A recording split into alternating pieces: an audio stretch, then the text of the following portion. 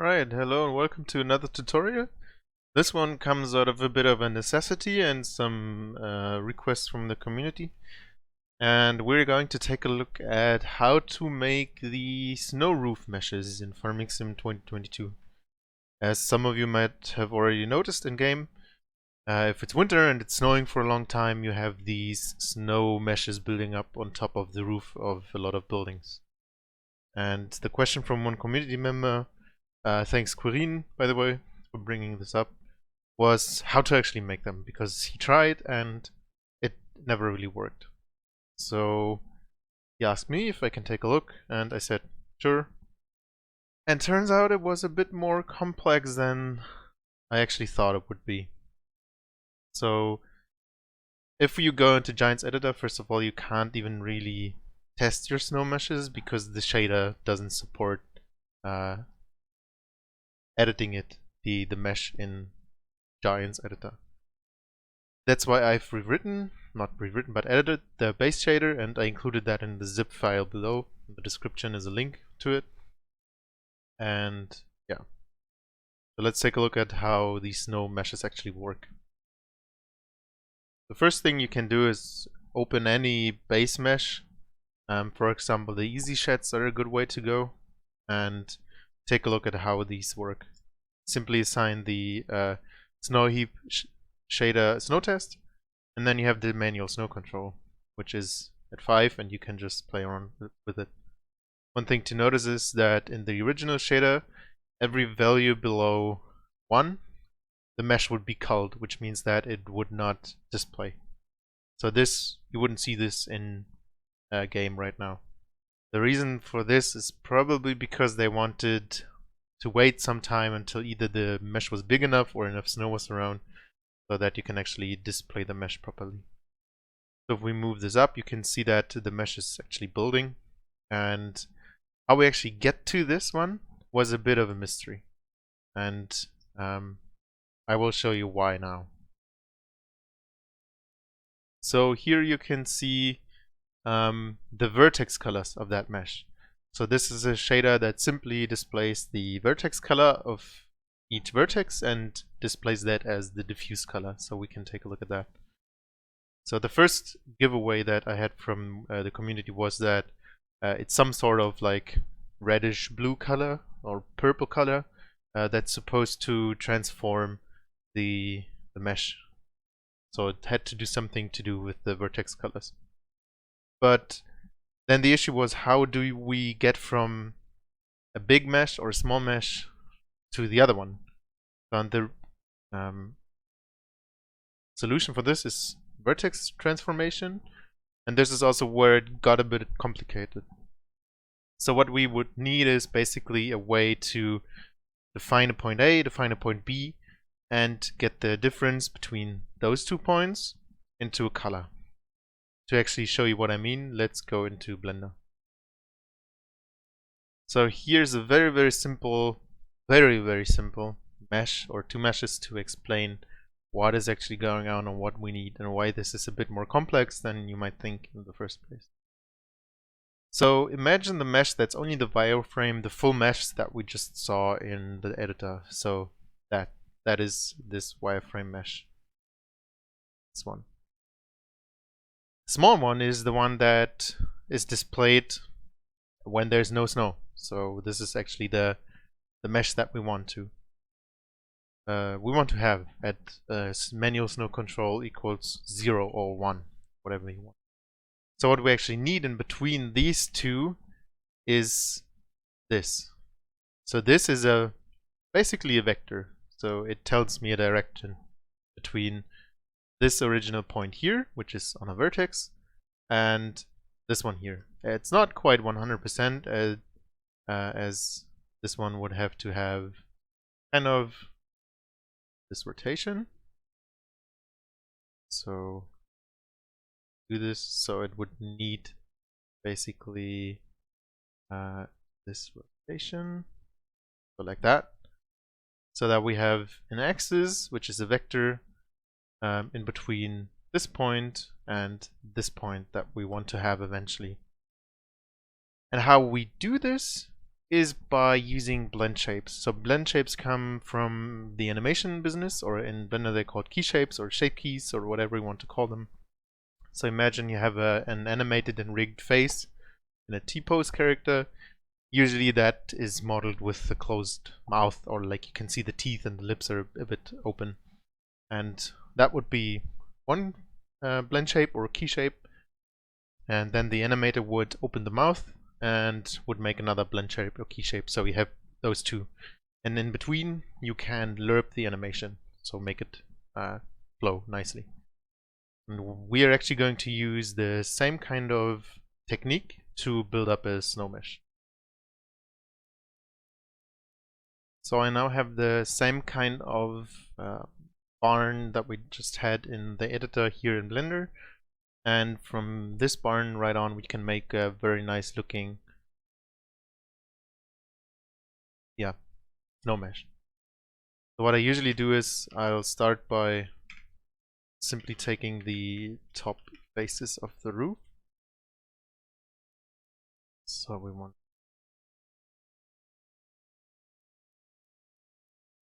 to select these linked flat faces, and then we simply duplicate them. Right. So we will put these into its own kind of collection. So from here on, first of all, this is all basically from the base mesh, so we can delete any crease, any hard edges, we can delete any seams. We don't need any of these. What we do need is a bit of these subdivision, but not as much as displayed as it's here. So it's going to remove every other one of them so that it's a bit less subdivided, so something like that. Then from here on, what we can do is we will go into face mode, select them all, and extrude them along. So we're going to build up our full snow mesh right now. So I think that thickness is good, fine. And now down here, I'm going to once again select the linked flats. I'm going to do a quick insert, and now we use some sort of layer set, layer modifier set, modifier layers, whatever you want to call them. So first of all, I'm going to make some of these hard edges, or they're also called bevel weights. I think in standard Blender, if you don't use hard ups, I think they're called bevel weights, but you should be really using hard ups for this or any kind of modeling in Blender. Then we first of all are going to add a bevel node, set it to weight, and then we just remove the clamp, and we will just add some offset. Then we add a subdivision, maybe even 2. And now comes the interesting part, which we're going to do. We're going to use the Displace Modifier because we want some sort of curves and structure in the snow. So we're going to make a new texture for this, go into clouds and size it up quite significantly, so something like 2 is probably fine. So you can see that it's pretty wobbly, so we're just going to turn down the strength of that. So something around here maybe. Oops, so let's do it by hand. 0.2, maybe 0.3. To take a look at what it actually looked like, we're simply going to add a triangulate modifier. So this is our snow mesh. It's already looking damn good. Want some sort of bit more structure in here. So I'm simply adding this helper cut, if you want to call it like that. So we have some more definition on the lower line. And to make things a bit more easier for us, and because this is 2K vertices, it's a bit much, we're going to add a decimate. By the way, this here is called Modifier Stack. You should totally use this add-on. It's great. No, it's Modifier List, sorry. I should totally use that. It's free, it's on GitHub. I will also link it below. Get that add-on because it's great. Alright, then we're going to turn that down, so it's like 370 vertices, which is pretty damn good. So this is our final snow mesh. This is what we want to have later on. And I'm going to make a copy of that now.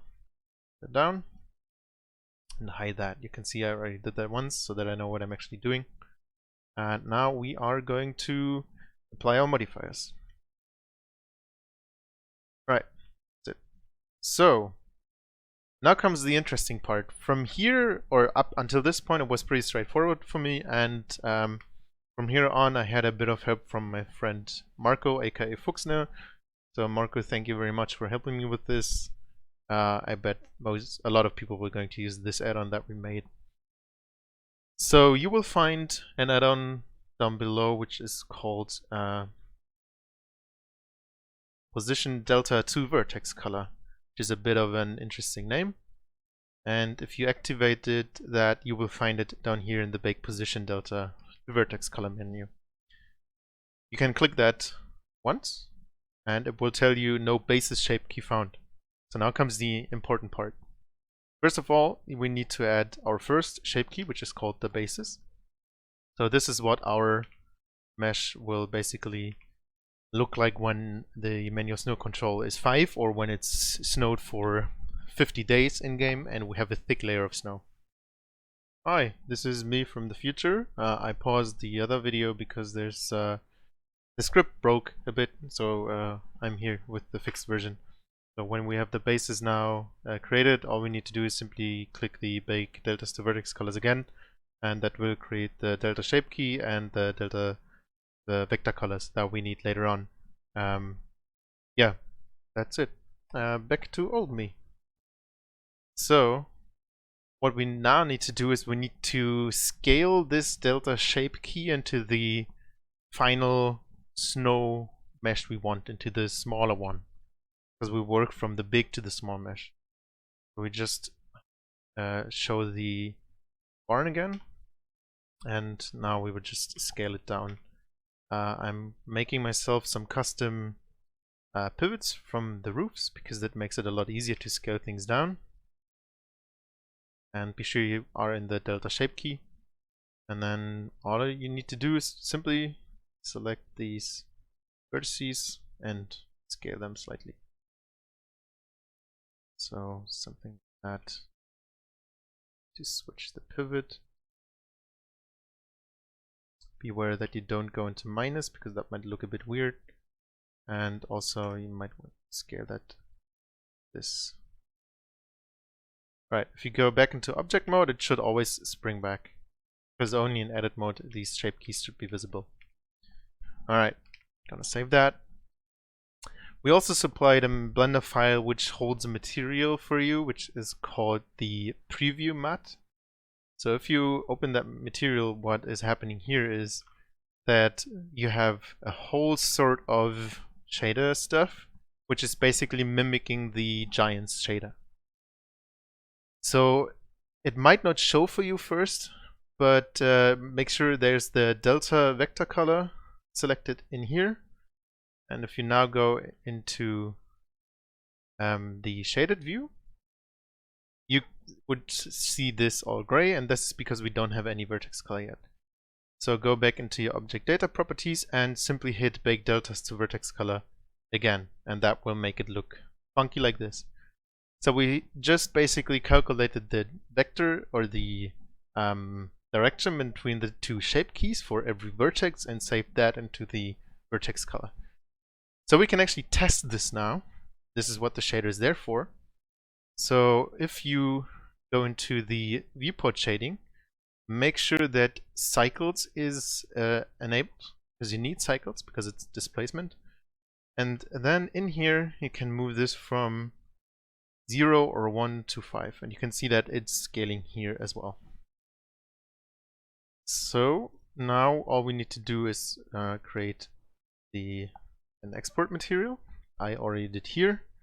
Make sure if you use the Blender i3D exporter from Stiene, that you here at the snow heap shader test, and all you need to do is then simply export it into this